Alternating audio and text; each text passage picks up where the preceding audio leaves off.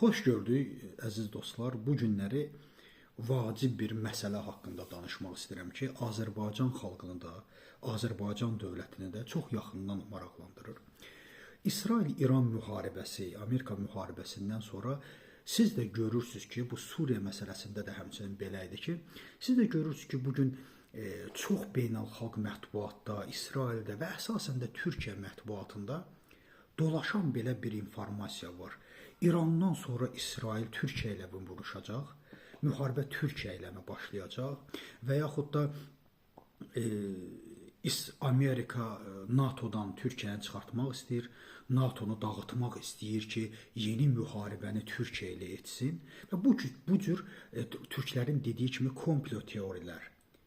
Yəni, bu formatda olan söhbətlər nə qədər doğrudur? Niyə görə bu günləri dünya mətbuatında var və əsasən Türkiyə mediasında, bu dindar mediada niyə çoxdur?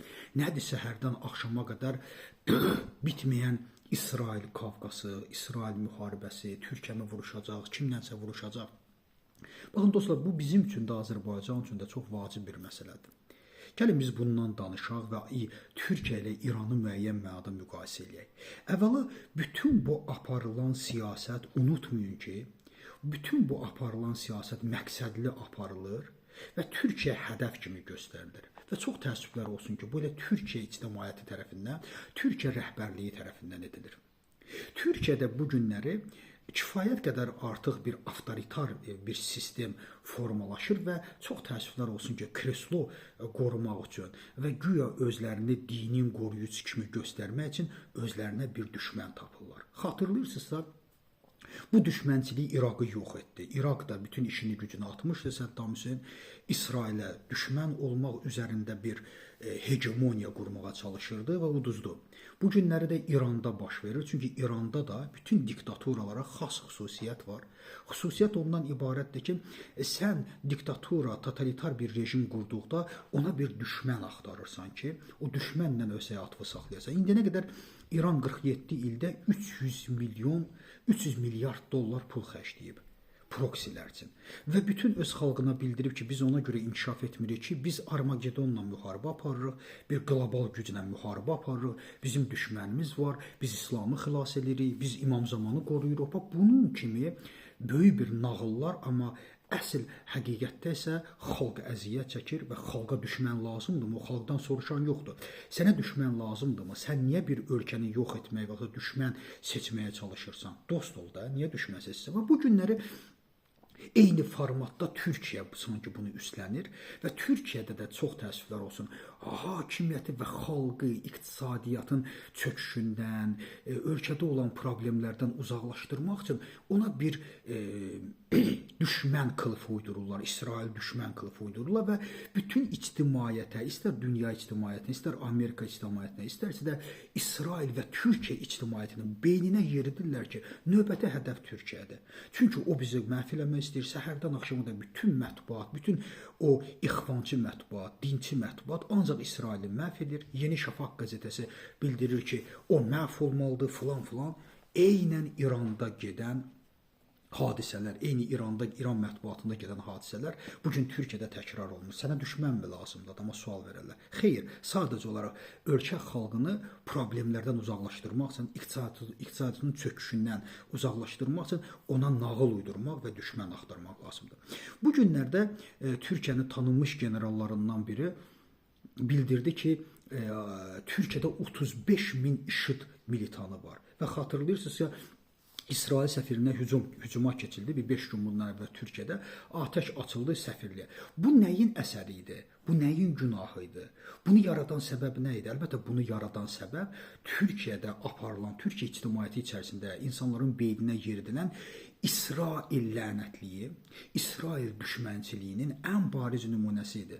Elə-belə olmur bunlar. Sən buna zəmin yaradırsan və insanların bütün fikirləri, təfəkkürləri İsraili düşmən kimi algılar. Eynən İrandakı kimi ağzını açan kimi mərqbər Amerika, mərqbər İsrail, amma bir nəfər də olsun ağıllı insan yoxdur ki, soruşmur ki, Axı orada yaşam səviyyəsi yüksəkdir, xalq orada yaxşı. Sən niyə bunu öz ölkəndə qurmursan? Əgər İsrail pisdirsə və yaxud da Amerika pisdirsə.